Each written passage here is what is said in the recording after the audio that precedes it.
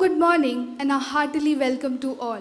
I, Hamna Zainab, And I, Huda Javed Khan, feel privileged to extend our warm welcome to respected Father Principal, Vice Principal, jury members, teachers, and my dear friends to the English Elocution competition of class 11th and 12th, where you will witness brilliant performances. The jury members who will be judging today's elocution competition are Pratima teacher, Rosemary teacher, and Juliet teacher. We are honored to have you all with us.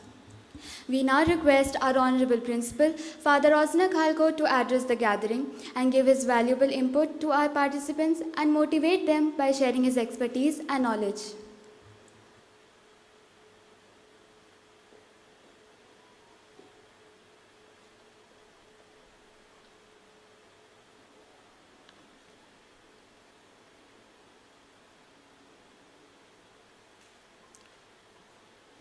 Dear teachers, illustrious students, respected parents and viewers, good morning everybody.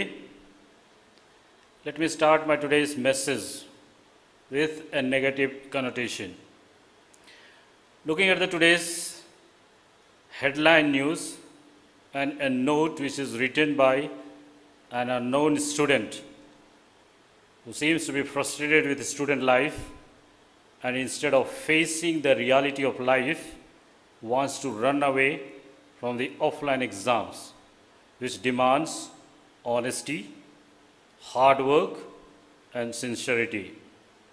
I am bringing this point before you so that you understand and become aware of yourselves that if student life is not taken care with right understanding, if it is not handled properly, especially in this pandemic time, how thoughts can be so negative and that can ruin one's life as well as others' lives. The note says, किसी भी subject का offline exam नहीं होना चाहिए. अगर offline exam हुआ तो मैं मर जाऊंगा. What a pessimistic approach to student life. My dear students, let this my message reach to each one of you and be with you and bring meaning to your life. Certainly, students go through all kinds of struggles during student life. Yet, student life is beautiful and amazing.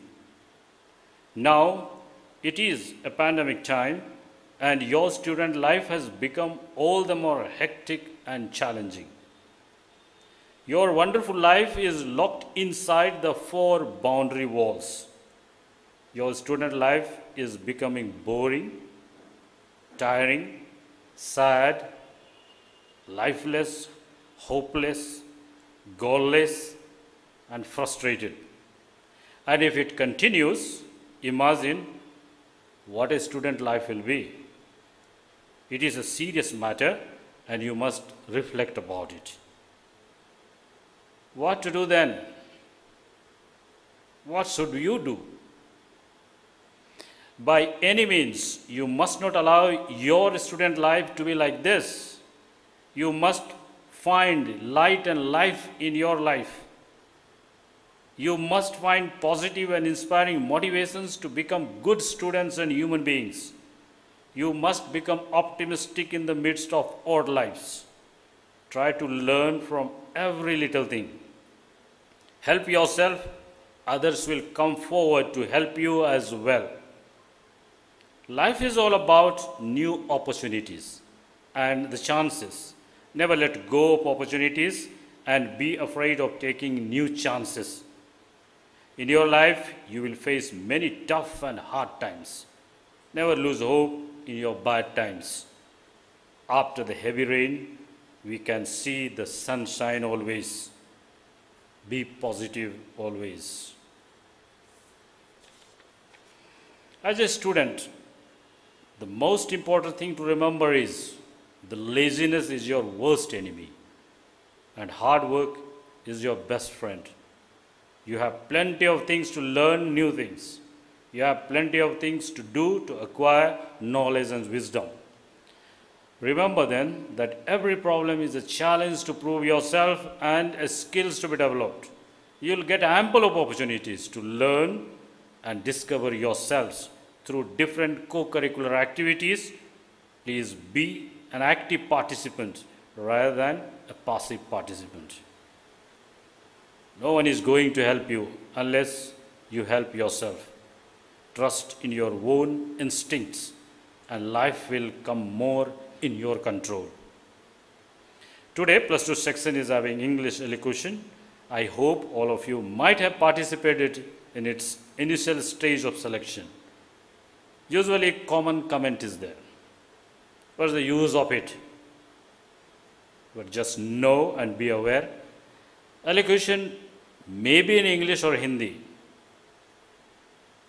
Elocution Open imparts a lot of confidence to the speakers. It plays a vital role in personality development of students. Along with effective communication skills, the students learn to make a definite and systematic statements. Thanks to the English department that has organized the annual English elocution competition and to other teachers who are rendering their helping hands to make the day successful. My sincere thanks to the parents who know the present situation and difficulties, yet they have supported us by allowing children to come and participate physically in this English elocution. Let your talents shine bright. Thanks, dear students, who have taken this challenge positively during this Corona time and have prepared yourself for this English elocution competition. Keep aside your winning and losing feelings. Give your best. So, best of luck. Dear contestants, I believe that you will do very well. All the best once again to each one of you. May the Almighty God bless us now and today. Thank you. Thank you, Father Principal, for energizing up our participants. Shoot for the moon. Even if you miss, you will land among the stars. Our students have brilliant qualities and talents to show it to all. So without waiting, let's call upon our first participant of English elocution competition of class 12, Sakshi Singh, with her piece, 100 Years Hence by Rabindranath Tagore. Sakshi Singh with her piece, 100 Years Hence by Rabindranath Tagore.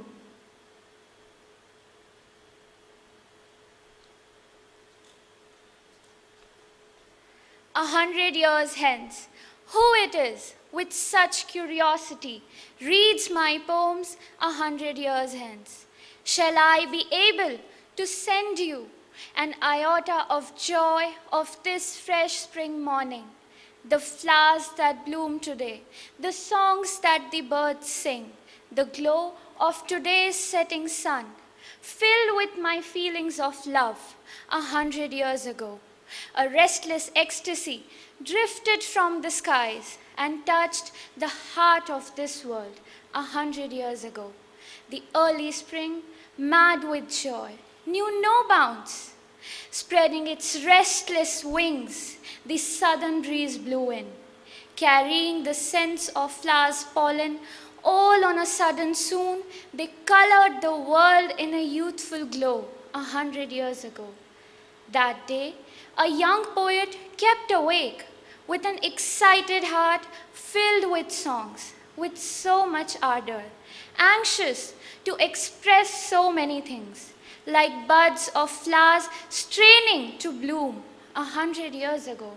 So, 100 years hence, what young poet sings songs in your homes? Oh, what a sight for sore eyes! For him I send my tidings of joy of this spring. Let it echo for a moment in your springs, in your heartbeats, in the humming of the bees, in the rustling of the leaves. 100 years hence, 100 years hence. Thank you. Thank you, Sakshi. Coming up next is Manyarani with her piece, Don't Give Up by Lamya Henchoi. Manyarani with her piece, Don't Give Up by Lamya Henchoi.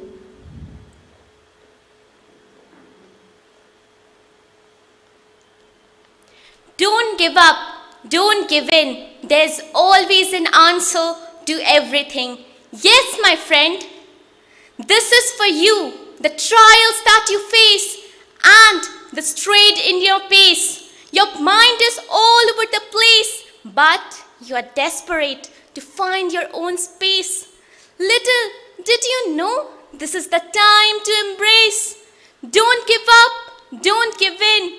There's always an answer to everything. Yes, we all hide what's inside, and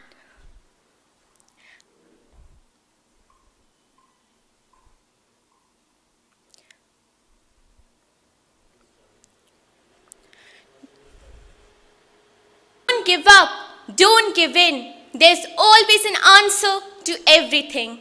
Yes, my friend, this is for you. The trials that you face and the dreams that you chase. You're behind in your race. You're straight by your own pace. Your mind is scattered all over the place, but you're desperate to find your own space. Little did you know this is the time to embrace. Don't give up, don't give in. There's always an answer to everything. You know, we all hide what's inside and waste our time on what it could have been. Yes, isn't that the key to find our own identity?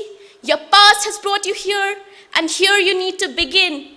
Don't give up, don't give in. There's always an answer to everything. And so don't just sit hours after hours while the tremblous stars. Don't forget the countless blessings that every wish that you have been showered. Find your strength and your pass to overcome all the cards. Be like a flower that gives off its scents when it is crushed and devoured. Don't give up, don't give in. There's always an answer to everything. And yes, I could find myself running out of calamity, insanity to sanity. And this is the reality, that we forget who created us, who made us human beings with details and fashion of DNA and genes, who gave us mind to judge our own actions and follow our routine by all our means. Don't give up, don't give in. There's always an answer to everything. And yes, life is a mystery, and the key to success doesn't come for free. And if you think that you are decreed, what will be, will be. But I guess everything in life is not guaranteed. Your efforts won't be fruitless. You are not useless. Remember, every life has a purpose, so don't feel hopeless. Don't give up, don't give in. There's always an answer to everything. And no, you are not just a number to be disposed of. You are a father, mother, brother, sister, son, daughter, a friend, and a lover. Being true to yourself is the worth of struggle. Although the critics that you suffer, remember, a tree loses its leaves to blossom in the summer. Don't give up, don't give in. There's always an answer to everything. Do repel the negativity with positivity and see what life brings is all the possibilities. Have attitude, but with gratitude. And if you want to be happy, these things you exactly need to do. Don't give up, don't give in. There's always an answer to everything. Thank you. Thank you, Manya. Coming up next is Asmi Chaudhary with her piece Macavity the Mystery Cat by T.S. Eliot. Asmi Chaudhary with her piece Macavity the Mystery Cat by T.S. Eliot.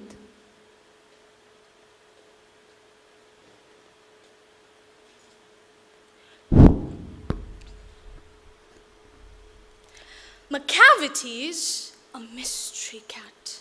He's called the Hidden Paw, for he's the master criminal who can defy the law. He's the bafflement of Scotland Yard, the Flying Scots' despair, for when they reach the scene of crime, Macavity's not there. Macavity, Macavity, there's no one like Macavity. He's broken every human law. He breaks the law of gravity. His powers of levitation would make a fakir stare. And when you reach the scene of crime, McCavity's not there. You may seek him in the basement. You may look up in the air. But I tell you once and once again, McCavity's not there. McCavity's a ginger cat. He's very tall and thin. You'd know him if you saw him, for his eyes are sunken in. His brow is deeply lined with thought. His head is highly domed. His coat is dusty from neglect. His whiskers are uncombed. He sways his head from side to side, his movements like a snake.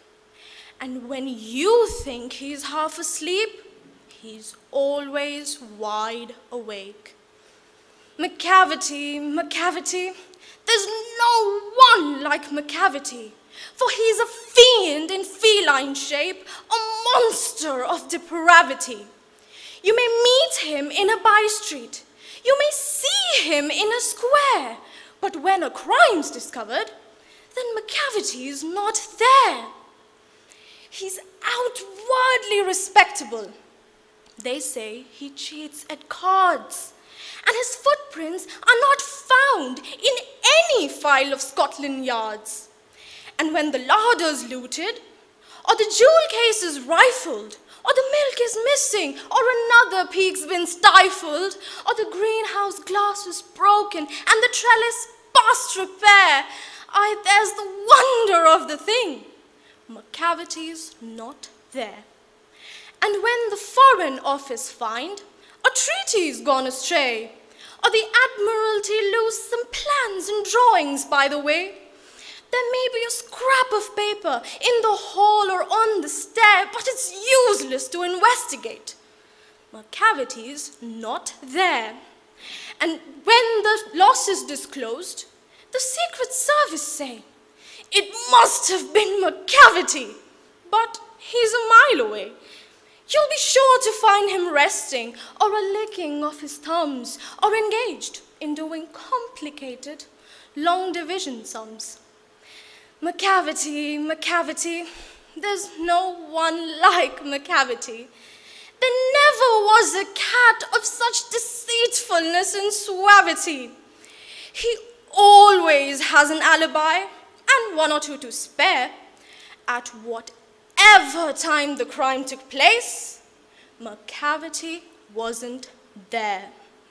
And they say that all the cats whose wicked deeds are widely known, I might mention Mungo Jerry, I might mention Griddlebone, are nothing more than agents for the cat who all the time just controls their operations. The Napoleon of crime. Thank you, Asmi. Coming up next is Apoorva Priyadarshini with her piece, The Cold Within by James Patrick Kinney. Apoorva Priyadarshini with her piece, The Cold Within by James Patrick Kinney. 6 humans trapped by happenstance in bleak and bitter cold. Each one possessed a stick of wood, or so the stories told. They dying fire in need of logs. The first man held his back. For all the faces round the fire, he noticed one was black. The next man looking across the way saw not one of his church, and couldn't bring himself to give the fire his stick of birch. The third one sat in tattered clothes. He gave his coat a hitch. Why should his log be put to use? To warm the idle rich. The rich man just sat back and thought of the wealth he had in store, and how to keep what he had earned from the lazy, shiftless poor. The blacksman's face bespoke revenge as the fire passed from his sight. For all he could see in his stick of wood was a chance to spite the white. The last man of the forlorn group did not accept for gain. Giving only to those who give was how he played the game. their locks held tight in death's still hands. It was a proof of human sin. They didn't die from cold without, they died from cold within. Thank you. Thank you, Apoorva. Coming up next is Koshi Varma with her piece The Gift of India by Sarojini Naidu. Koshi Varma with her piece The Gift of India by Sarojini Naidu.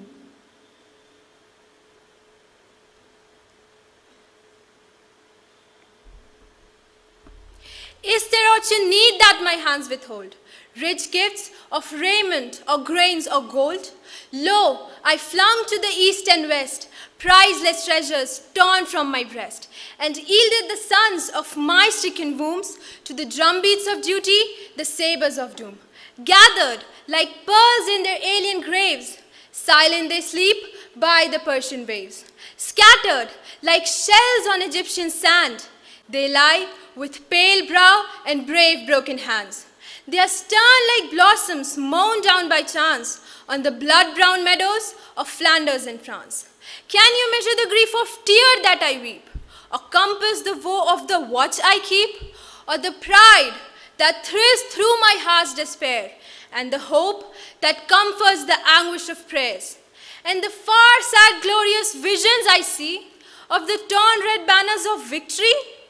When the terror and tumult of hate shall cease, when the terror and tumult of hate shall cease, and life be refashioned on anvils of peace, when your love shall offer a memorial of thanks to the comrades who fought in your dauntless ranks, and you shall honor the deeds of the deathless ones, remember the blood of my martyred sons. Remember the blood of my martyred sons. Thank you.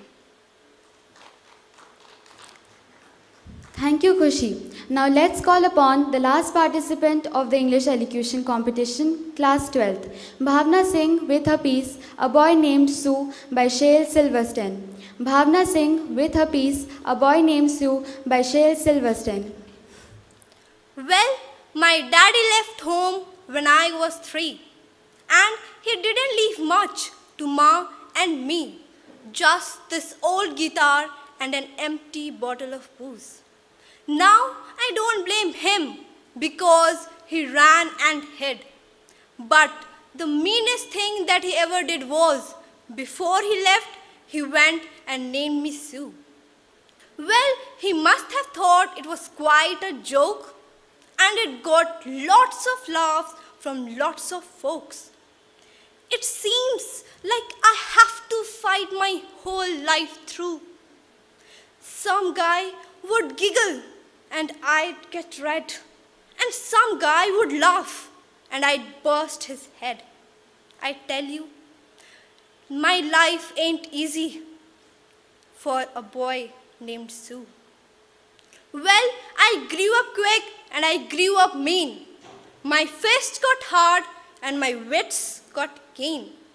I roamed from town to town to hide my shame, but I made me a vow to the moon and the stars that I'd search that honky-tonks and bars and kill that man that gave me that awful name. Well, I knew that snake was my own sweet dad from the worn-out picture that my mother had. And I knew the scar on his cheek and his evil eye. And when I looked at him, my blood ran cold, and I said, "My name is Sue. How do you do? Now you're gonna die."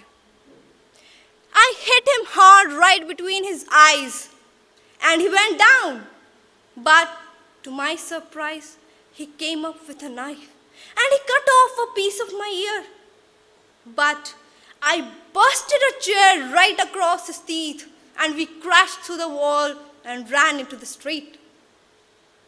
Well, I have fought tougher men, but I really can't remember when. He kicked like a mule and he bit like a crocodile. And when he went for his gun, I pulled out mine first.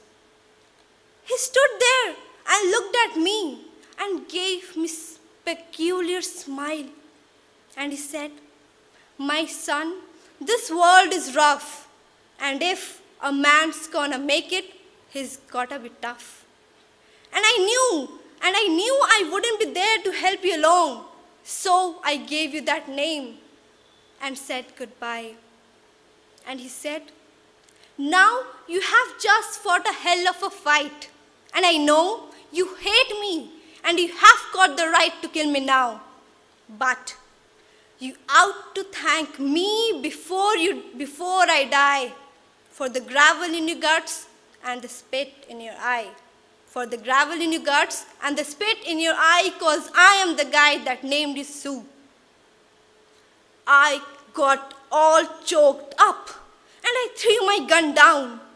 And finally, I called him Pa and he called me son. I came away with a different point of view, and I think about him now and then. Every time I tried and every time I win. And if I ever have a son, I'm gonna name him Bill or George. Anything but Sue. Trust me, I still hate that name. Thank you. Thank you, Bhavna. With this, we come to an end of Class 12th English Elocution competition. The participants of Class 11th are now requested to come up on stage.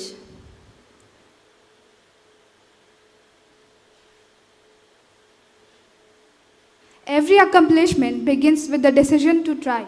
With this positive thought, let's begin with the English Elocution competition of Class 11. So I would like to call upon the first participant, Jennifer Joseph Mins, with a piece, The Three Little Pig by Roald Dahl. Jennifer Joseph Mins with a piece, The Three Little Pig by Roald Dahl.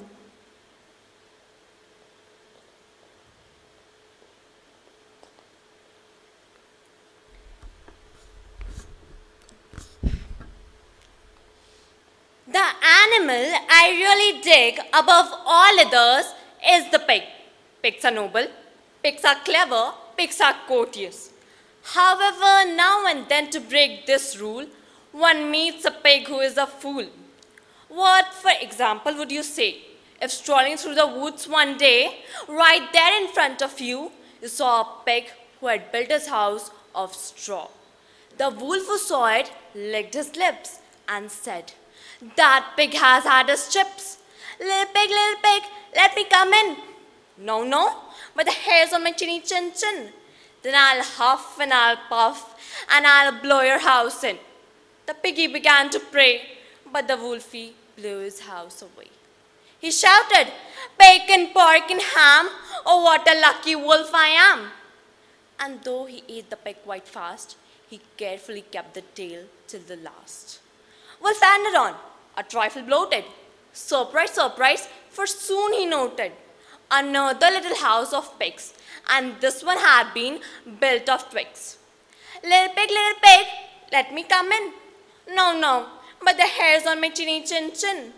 Then I'll huff and I'll puff, and I'll blow your house in." The little pig cried, "Oh wolf, you have had one meal, can't we talk and make a deal?" The wolf replied, "Not on your Nelly," and soon the pig was in his belly.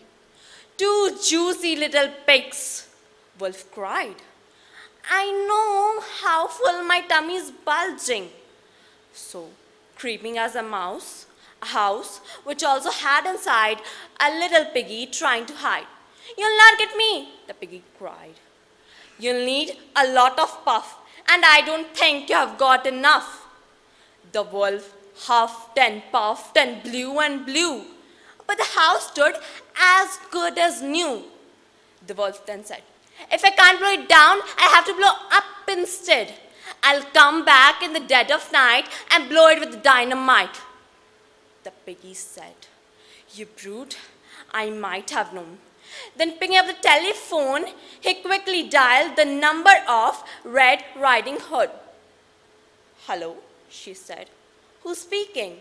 "Who?" "Oh, hello, Piggy, how do you do?" "I need your help, Miss Riding Hood. Oh, help me, please. Do you think you could?" "Yeah, of course. Please tell me." I got a wolf at my door, and I know you have dealt with it before. Please help me. I'll be right there till I wash my hair. After some while, through the woods came striding the brave Red Riding Hood. The wolf stood there, his eyes ablaze, and his teeth were sharp, and his gums were raw, and spit was dripping from his spit. And then the maiden's eyelid flickers, and she draws the pistol from her knickers. And then she killed the wolf with a single shot. The pig, peeping from the window, stood and said, "Well done, Miss Riding Hood." "Ah, Piglet, you must never trust young ladies from the upper crust." Then the little Red Riding Hood not only has 2 wolfskin coats, but now when she goes to place, she also has a pigskin traveling case. Thank you, Jennifer. Coming up next is Fakla Shaheen with her piece, The Best Things by Bhavna Muhammad. Fakla Shaheen with her piece, The Best Things by Bhavna Muhammad. The best things in life are not necessarily things. There are people who don't have a penny, but inside they are kings. And then there are billionaires, not even worth a mosquito's wings. You'll never find happiness in things if you can't find happiness within. And ugly personality will always ruin a beautiful face, as you have sinned where you have sinned. An ugly personality will always ruin a beautiful face. And trust me, there's nothing worse than having a black heart, regardless of your race. At 19th, I learned that sometimes you gotta get off people of your life. As in plain, you need to save yourself before putting oxygen masks in them. Knowledge of self. Because when you're young and dumb, you think everybody is just here to chill. Until eventually you realize that who really matters, who never did, and who always will. To my family, you mean the world to me. And although this world is mean, we must accept that God has a better plan, one that we may not always see. And I don't fear enemy who may attack me as much as a fake friend who still hugs me. 'Cause you see, every day is a new day with new ways and new change. As you gain through the pain, what it takes to be sane. 'Cause life is not a game, not for money or fame. And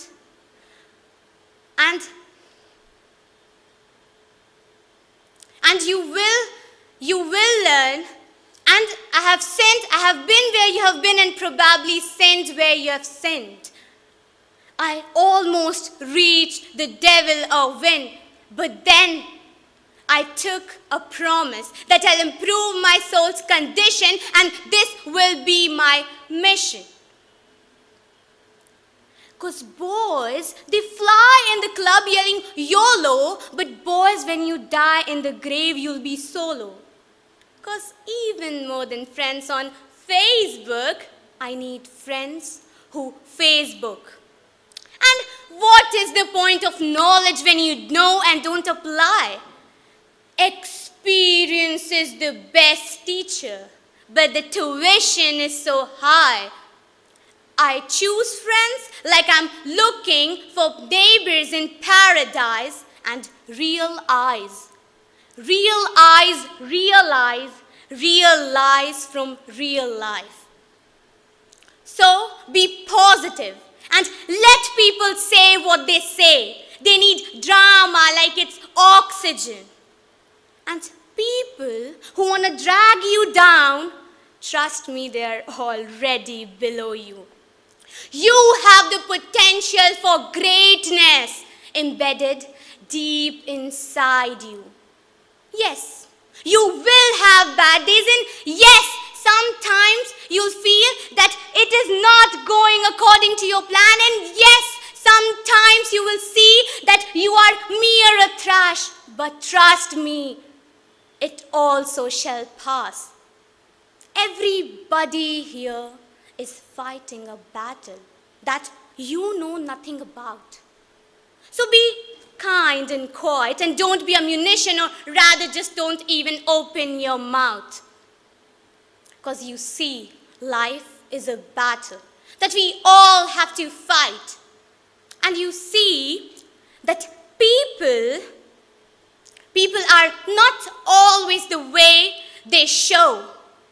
And everything will change. Friends will become strange. Nothing will ever remain the same. So believe in God. And touche, it's better to be hurted by a bitter truth than to be comforted by a lie. For some people, life is like a joke, and it doesn't make sense until you die. So learn to share, show a bit of care, and I promise,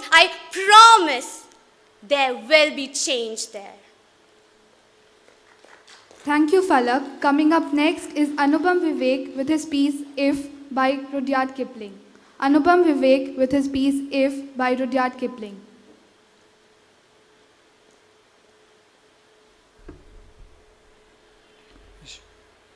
If. Yes. Good morning, everyone. If you can keep your head when all about you are losing theirs and blaming it on you, if you can trust yourself when all the men doubt you, but make allowance for their doubting too, if you can wait and not be tired by waiting or being lied about, don't deal in lies. Don't deal in lies. Or being hated, don't give way to hating. And yet, don't look too wise, nor talk too good. If you can dream and not make dreams your master, if you can think and not make thoughts your aim, if you can meet with triumph and disaster and treat these two impostors just the same, if you can peer to hear the truth you have spoken, twisted by knaves to make a trap for the fools, or watch the things you have given your life to broken, and then stoop and build them up with worn out tools. If you can heap up all your winnings in life and then risk it at one turn of pitch and toss, and then lose, and then again start at your beginnings and never breathe a word about your loss. If you can force your heart, your nerve and sinew to serve you long even after they are gone. Even after they are gone. And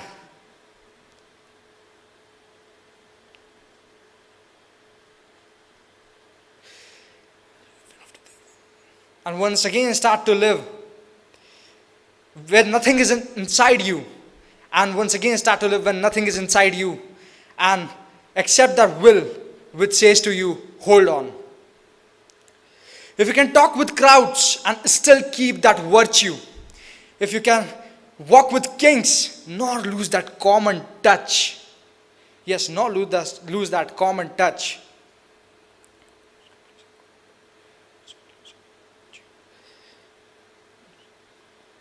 If you can walk with crowds, nor lose that common touch. If neither your friends nor your foes can hurt you, if all men count you, but none of them count too much, then believe me, this earth is yours and everything on it, and which is more, is that you will become a man, my son. You will become a man, my son. Thank you. Thank you, Anupam. Coming up next is Apoorva Rani with her piece Don't Quit by John Greenleaf. Apoorva Rani with her piece Don't Quit by John Greenleaf.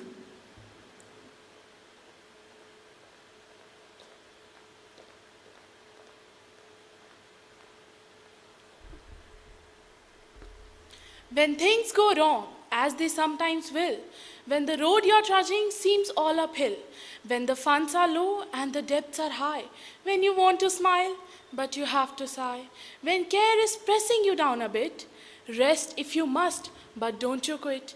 Life is strange with its twists and turns, and many of us sometime learns. Many a failure comes about when he might have won had he stuck it out. So don't give up. So don't give up, though the pace seems slow. You might succeed with another blow. Success is failure. Success is failure just turned inside out. The silver tint of the clouds of doubt. You never know just how close you are. It may be near when it seems so far.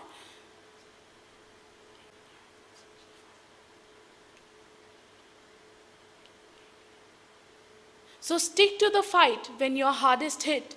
It is when things seem worst that you must not quit. For all the sad words of tongue or pen, the saddest are these, it might have been. Thank you. Thank you, Apoorva. Coming up next is Debayan Chakrabarti with his piece The Highwayman by Alfred Noyes. Debayan Chakrabarti with his piece The Highwayman by Alfred Noyes. When the wind is a torrent of darkness among the gusty trees, when the moon is a ghostly galleon tossed upon the cloudy seas, when the road is a ribbon of moonlight over the purple moor, the highwayman came riding, riding, riding. The highwayman came riding up to the old inn door. Over the cobbles he clattered and clashed in the dark inn yard. He tapped his whip on the shutters, but all was locked and barred. He whistled a tune to the window, and who should be waiting there but the landlord's black-eyed daughter, Bess, the landlord's daughter, plaiting a dark red love knot into her long black hair.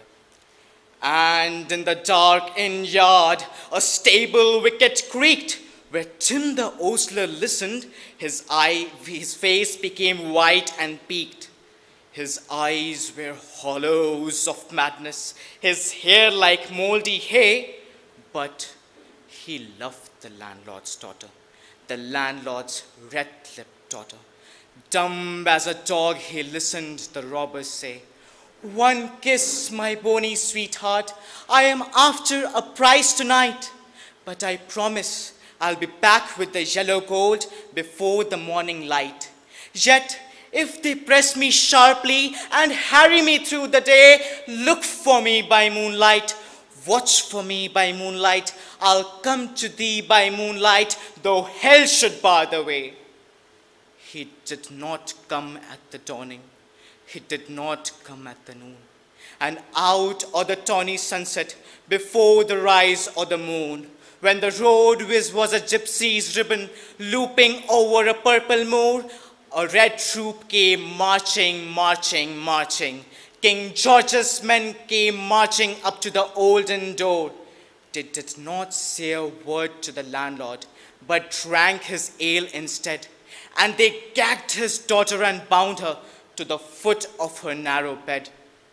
Two of them knelt at the casement, with muskets by their side. There was death at every single window, and hell at one dark window. For Bess could see through the casement the road on which her lover would die. They stood her up to attention with many a sniggering jest. They bound a musket beside her with the barrel beneath her breast. "Now have a good look," and they kissed her. She heard the dead man say, "Look for me by moonlight, watch for me by moonlight, I'll come to thee by moonlight, though hell should bar the way." Clot, clot, clot, clot. Did they hear it? horse hoofs ringing clear. Clot, clot, clot, clot. Were they deaf that they couldn't hear? Down the ribbon of moonlight, over the brow of the hill, the highwayman came riding, riding, riding. The highwayman came riding. The red troop looked at their priming. She stood up straight and still. Clot, clot, clot, clot, in the frosty silence. Clot, clot, clot, clot, clot, clot, in the echoing night. Nearer he came and nearer. Her face was like a light.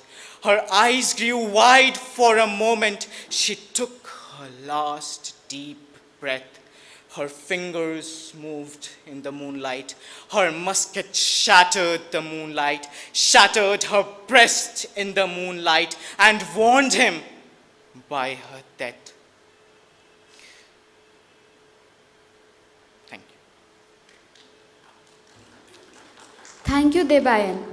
Let's call upon the last participant of the English elocution competition, Pragati Shreya, with her piece, Believe in Yourself, by Ravia Syed. Pragati Shreya with her piece, Believe in Yourself, by Ravia Syed.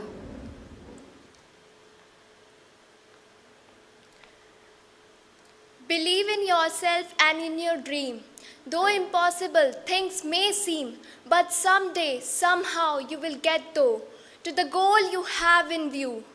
Mountains fall and seas divide before the one who in his stride takes a hard road day by day, sweeping obstacles away. Believe in yourself and in your plan. Say not, I cannot, but I can. The prizes of life we fail to win because we doubt the power within. Believe in yourself and you can tackle the hardest of all situations. Believe in yourself and you can perform the way beyond your limitations. For the things to make them work out, faith and trust is important. Believe in yourself and you can make the hardest of all situations. You can go beyond your limitations to keep them. And yeah, never give up, just give it a try. Thank you. Thank you, Pragati. When you compete with someone as good or better than you, you may not always win, but you never lose. We would now like to hand over the mic to our friends Shruti and Soumya, who will lead the English extempore competition of class 11th and 12th ahead. Thank you.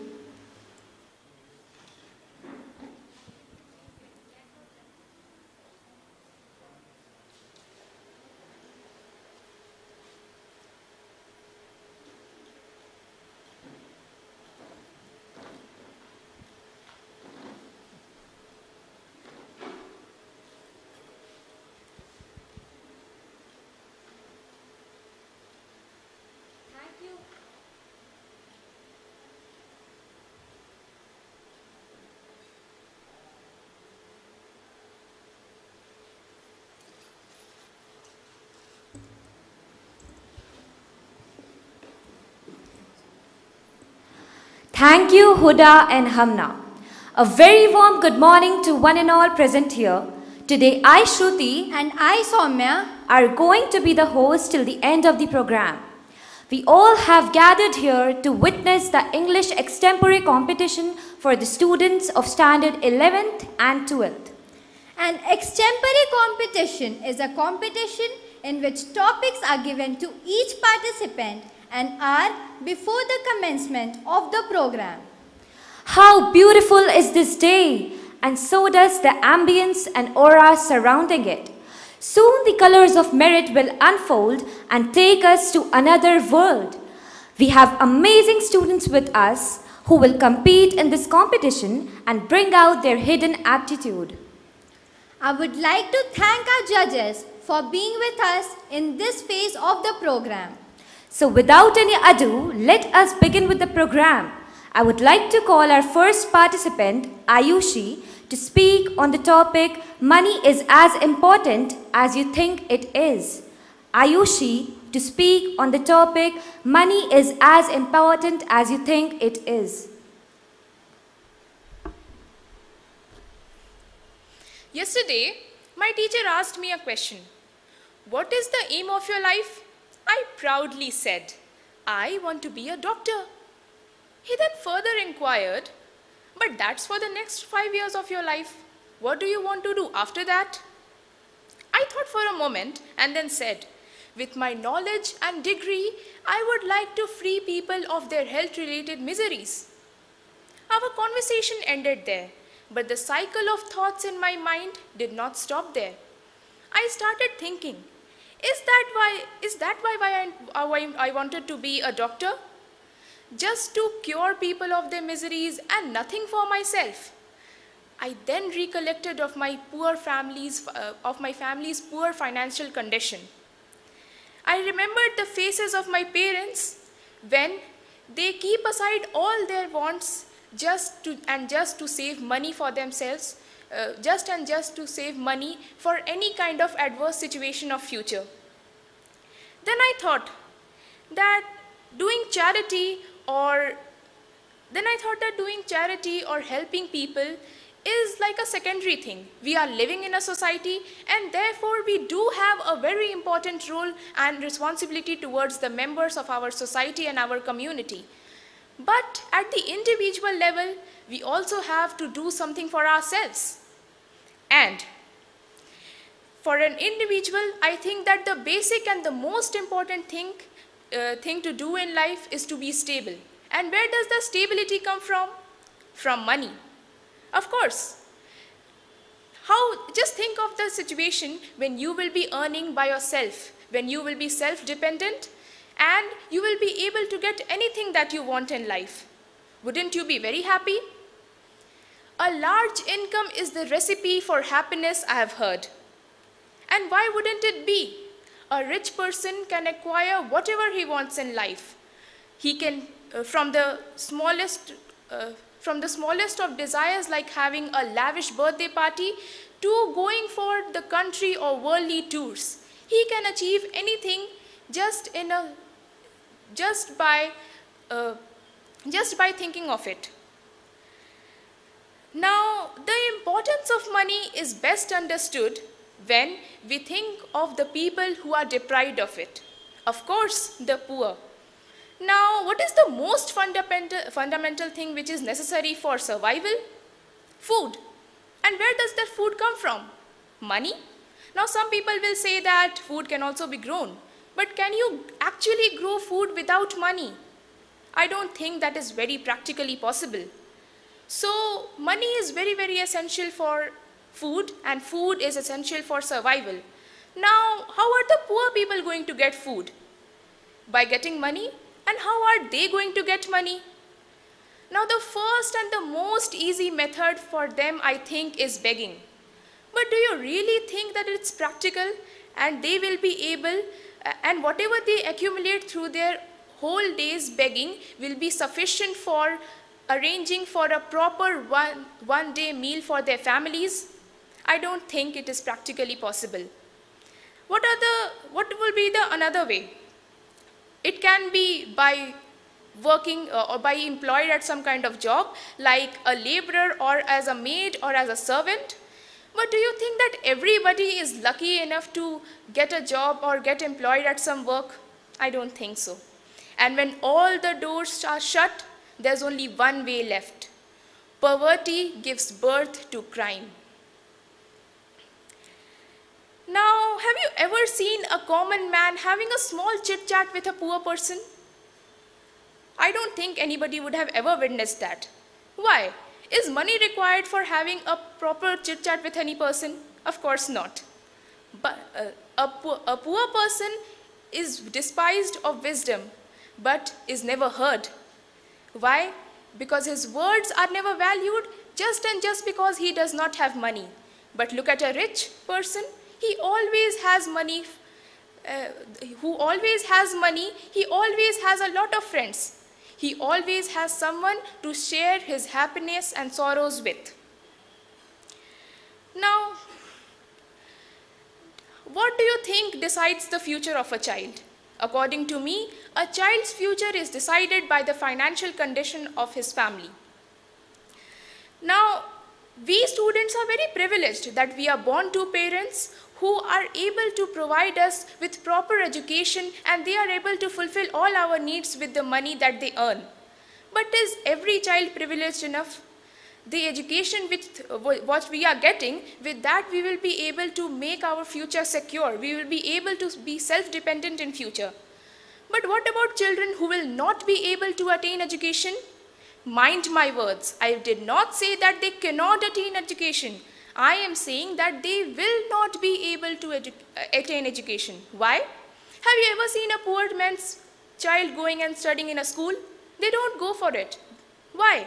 Because education cannot ensure that you will have a secure future, but money will definitely ensure that. So what they will usually do, they will take up the occupation that their parents are employed in. Be it a construction worker or be it a laborer, they will take up that. Money is power. And I think that everyone will be aware of the fact that billionaires are able to make the government dance on their fingertips. So, and just think about any kind of medical emergencies of your life, such as heart attack. Who will be able to save your life? A doctor? No. You will require money to save your life, because not all doctors are ready to perform any kind of operations or treatments without taking their fees. Money is more persuasive than logical arguments also, as evident by the fact that court cases are settled when there are people involved with a lot of money.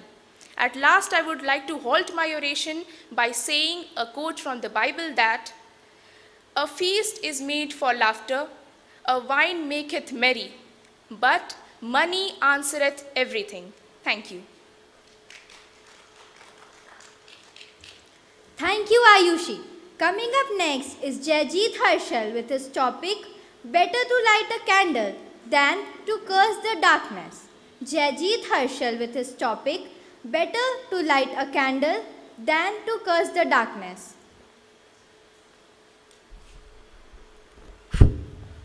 Good morning, everyone. What does our destiny or fate depends upon? Is it mere luck and coincidences? No, probably not. It is us, our own hands, on what our fates depends upon. It is us who we write and shape our future, our success stories. It is us who need to get up and work for ourselves, our successful life, and the wealth of knowledge and the wealth of gains. No one ever on this phase of earth is ever born perfect. No one will ever be. But we need to carve and shape ourselves towards the perfection. It is must required for all our lives. We all have different problems and different limitations in our life. These limitations and problems are not an excuse. These are like temporary darkness that have restricted our sights to our path of success. And it is now us who need to decide whether we need to sit and curse this darkness or get up and work for ourselves to attain beautiful lives. A person who sits and curses his life, his darkness around him, is a failure at life. And nobody at the end remembers a failure. It is the person who works hard and smart to light his life, to make it a beautiful one, is remembered by everyone. If Bhagat Singh once sat and decided to curse the darkness around him, to curse the enslaved India, India won't have achieved freedom. If Nelson Mandela sat and cried over the inhospitable situations of his colored community, they won't have ever achieved equality. What if the today's great personality, P.V. Sindhu and Mirabai Chanu, sat at their homes, sitting and crying over the adverse situation of the women in the society? They wouldn't have ever set such great examples of women empowerment in our society. What if the Paralympic players who have several disabilities, they are differently abled, sat home sitting crying over their disabilities? India would have never seen such impressive records and would have never been proud of them. Mr. Abdul Kalam, coming from a very small village, if he ever ignored his studies and sat just because he was poor, did not meant that India would never have had is Iron Man. What are we doing with our lives is very necessary. It is us who need to shape our lives. We can brighten our life and we can find our path to success.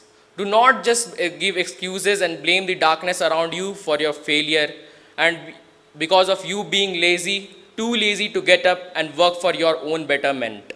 Always get up in life and light a candle of your life to find your path of success and make your life beautiful, because at the end it's always better to light a candle than to curse the darkness. Thank you. Thank you, Jayjeet. Our next participant is Stuti Jain to speak on the topic, what you do is more important than what you say. Stuti Jain to speak on the topic, what you do is more important than what you say. How many of you know, or rather realize, that you are motor mouths? Yesterday, I prepared a timetable for myself. It was so beautiful, so admiring, so productive that I decided to frame it. But believe me, I didn't do it. The tasks went undone. So I see that most of us are interested, most of us are experts in blabbering about the fantasy things. There are only few who are able to mold their plans into actions. In today's world, the most cherished, the most respected quality is being able to hold true to your words. I iterate proudly, garbage should be thrown into dustbin. But I don't mind if I litter around the place. I know it's hypocritical.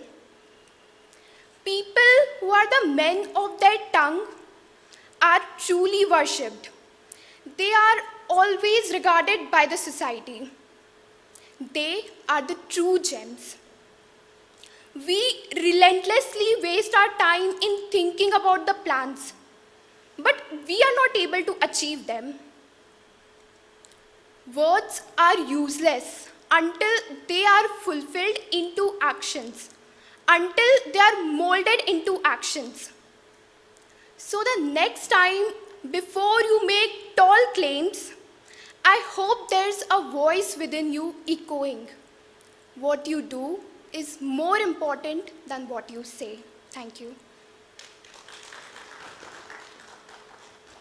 Thank you, Stuti. Our next participant is Ayush Kumar with his topic, Man is born free but feels like in chains all his life. Ayush Kumar with his topic, Man is born free but feels like in chains all his life.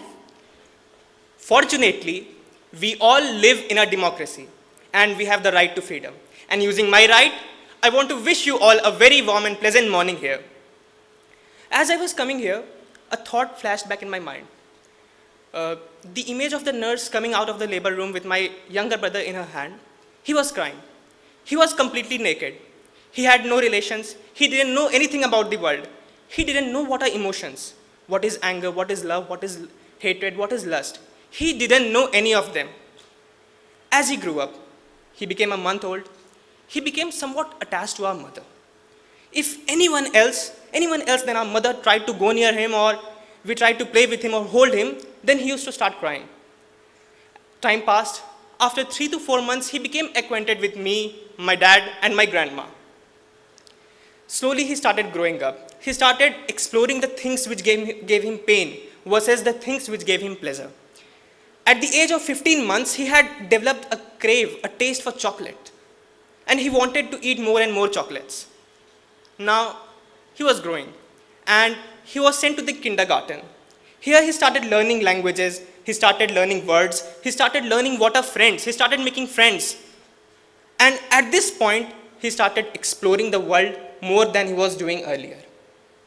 He started knowing some things, that some acts which he used to do as a toddler, which he used to do as a small little baby, for which he was excused, now he would be punished for the same acts.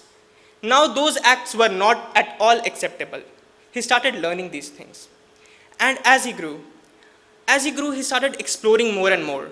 He started exploring that He has a family who loves him. He started exploring that he has a brother. He started exploring what is brotherhood, what is humanity. And as he grows, I am sure that he will know more complex feelings like lust, love, hatred, jealousy. So what I observed from his life was that the more we grow, the more we explore the world, the more we get fettered, the more we get chained. We get changed by the norms of the society, by the rules and regulations of this civilization. We get changed by them.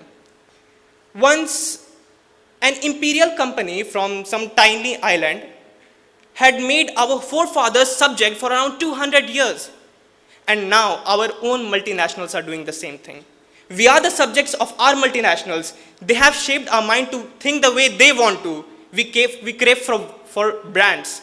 We want to buy the brands they have. We all are living in the era of consumerism and materialism. We all want to buy the best things, but the best brands, so that we have the best place in the society. People revere us. And if we see the history, if we see the brutalities all over the globe, then we must not forget that Nelson Mandela once made a mark that the oppressor and the oppressed both need to be liberated. The oppressor is slaved by hatred and jealousy. The person who oppresses and the person who gets oppressed, both are slaves, both are slaves. Now, in 1813, a Venezuelan army commander once made a remark that we are here to free the Americans from the chains of servitude. We are here to free the Americans and destroy the Spaniards. See here, the Spaniards were chained by the army, the Venezuelan army, and the Americans were chained by servitude, by their service.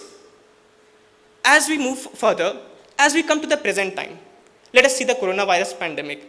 This virus has constricted our area into our homes. Lockdown after lockdown. We have to wear masks, we have to take the vaccine shots, we have to do this, we don't have to do that. We have got restrictions and not what. So if you observe all these things from the past, if you observe all these things in the present, then we can note that we people are slaved by our thoughts, by our passions, by our diseases, and by other people who want to slave us. We are slaves by the norms and regulations. If we try to question something from the society, we become a lonely bird. We get ostracized from the society. And hence we want freedom. So in a nutshell, I assert that it is a fact that man is born free, but he is always chained. He is always chained. Thank you. Thank you, Ayush. Next participant is Vedang Khaitan to speak up on the topic Knowledge is Power. Vedang Khaitan to speak up on the topic Knowledge is Power. What would be that one thing? What would be that one thing you would teach to a newborn baby if you were allowed to do so? Well, if I get this chance, I would surely like to teach him to have diversified mind, to have diversified interests, so that he can attain knowledge from different sources. A very pleasant morning to my guides, to judges, contestant chairs, and my fellow mates. People often misrelate the fact that literacy and knowledge is same. People think that only who can bring marks in their schools are literate. So let me ask you a question. Are people performing tailoring activities, people doing work of mending shoes, not knowledgeable in their field? So why is this meta that we find people knowledgeable who can impress us? This is only because people find the sources to attain knowledge as studies. So let me tell you that interests and attaining knowledge go hand in hand. The more you are interested, the more you have hunger to attain knowledge, the more you can be successful at the end of the day. Well, now I would like you to tell some perks of being knowledgeable, because we as humans do not want to possess things which do not benefit us. Being knowledgeable does not only helps you to boost your personality, give you confidence, give you motivation, but also helps you to earn a place in society. It's very well said that only knowledgeable people can speak in crowd. And so let's take an example from ongoing Olympics. First of all, I would like you all to congratulate the contestants by giving them a round of applause if you could do that. Because all of them standing there in Olympics are trying to make India proud. The only thing I want to extract from this is that we all are watching Olympics. But the interest with which we should watch, we are not giving that interest. And the reason for this is only because we do not have knowledge of that sport.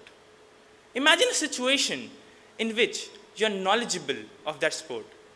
So now the passion, the commitment with which you would now watch that sport would be endless. As everything cannot have only one side. The same is with my point of discussion. There is no issue that knowledge is power with which you can change the world. But it can also be the reason for the destruction of the world. Because not everyone can use power in a good way. Here we have example of Ravan. He was one of the most knowledgeable person at that time. But still, he could not use his power of knowledge to save his kingdom. So friends, the choice is yours. Whether you want to use knowledge as a weapon to find the most dreaded war of your life, or you want to use knowledge as a cause for starting of that most dreaded war of your life. Thank you. Thank you, Vedant. Our last participant for today's competition is Ayushish Roy with his topic, Joy and Sorrow Go Hand in Hand. Ayushish Roy with his topic, Joy and Sorrow Go Hand in Hand. Good morning, everyone. When we are to say we have to get something positive, there's always a negative side to it. There's always a negative side to it. For example, when we clap our hands, we need both our hands to make the clapping noise. Together, sorrow and happy, sorry, can I start once again, if you don't mind? Can I start? Good morning, everyone. When we are to say we get something positive, there's always a negative side to it. It is true that the positive side always takes credit of every incident taking place in our lives. But it is also true that without negativity, there cannot be any positivity. Without negativity, there cannot be any result, whether it's good or bad. It may sound strange, but positivity and negativity coexists. It is like when we clap our hands, we need both our hands to make the clapping noise. In the same way, to exist, positivity and negativity have to work together. To have joy, you need to face sorrow. To have happiness, you need to face sadness. It is not just my saying. History is also the evidence of this. There wouldn't be any Ramayana if Ravan didn't take Sita with him forcefully. There wouldn't be any Mahabharata if the war between the Pandavas and the Kauravas didn't take place. Let us not forget what Netaji Subhash Chandra Bose said. To give me blood and I will give you freedom.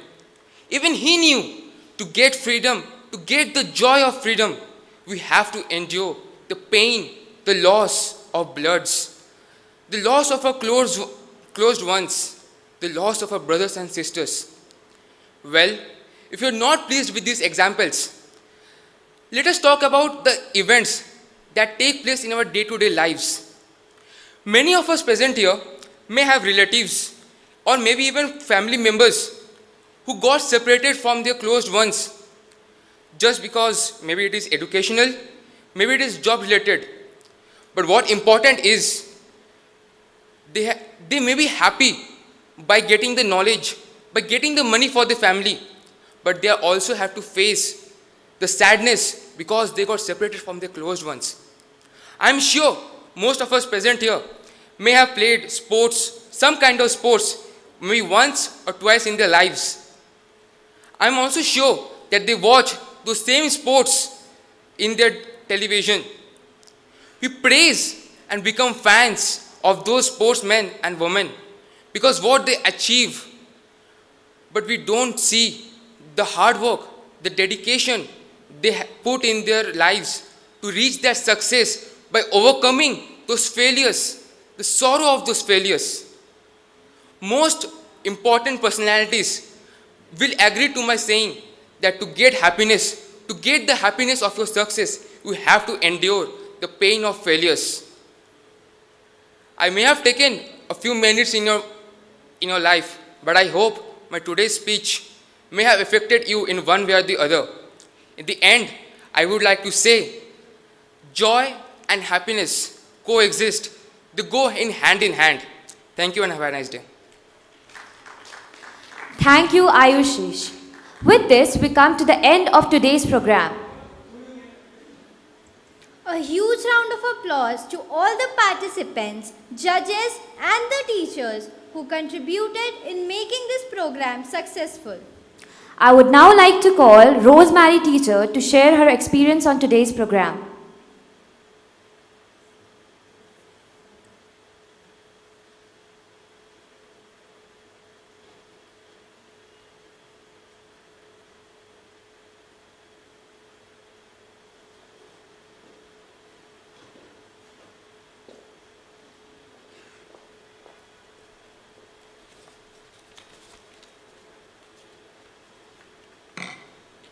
A very pleasant afternoon to everyone present here. I would like to quote from the Holy Bible, Jeremiah 29, verse 11. I have a future for you, a plan for your prosperous and not for your disaster. Communication is the background of a society. Whether it's a normal situation or like the one we are at present. Communication allows us to build relationships, help us in decision making, and most importantly, the need of the hour to adapt to changes and ability to prosper in this competitive world. Without communication skills, the ability to progress in the working world and life itself would be nearly impossible. Elocution is a fine art, whereas extemporaneous speaking is a skill and a talent that few possess.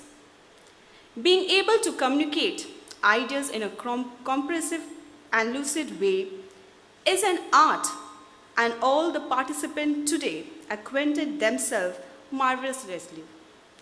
Although today's event is competitive, I consider each participant a winner for being able to speak and communicate their ideas to others. I congratulate all the participants and all those who were instrumentally for their being here today. It takes a lot of courage. I would like to thank the organizers who put together this wonderful event in these trying times. We do not need such events to make the young minds updated and in sync with the ongoing scenario. Now let me throw some light how would you can improve your elocution. Here are the few points that I'm going to discuss. The first, record your presentation and pay special attention to the sound of your voice and its intonation. Where could you improve? When do sound confident and when self-conscious? Second, speak slowly without any rush. Take a deep breath after each sentence and use the break to focus and think of the next words. Check how fast to speak. Nothing is worst. It is important to know not only to be heard but also to be understood. So try to speak a little slower that you might normally speak. Third, speak clearly. A fun way to train how to speak clearly is to practice tongue twister.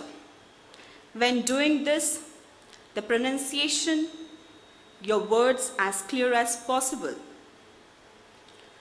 Last but not the least, I would like to quote, "You can speak well if your tongue can deliver the message of your heart." I repeat, you can speak well if your tongue can deliver the message of your heart. Thank you.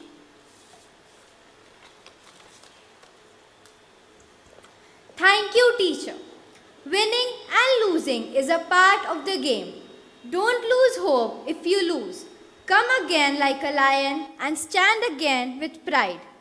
Now, I would like to request Debrat sir to please come up to say a few words and also announce the results.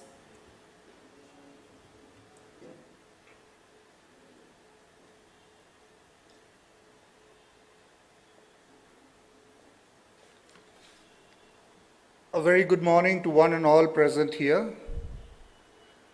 I am sure the participants must be eagerly waiting to hear the results. First, let me begin by my observation that I had listening to the speakers who came up on the stage today.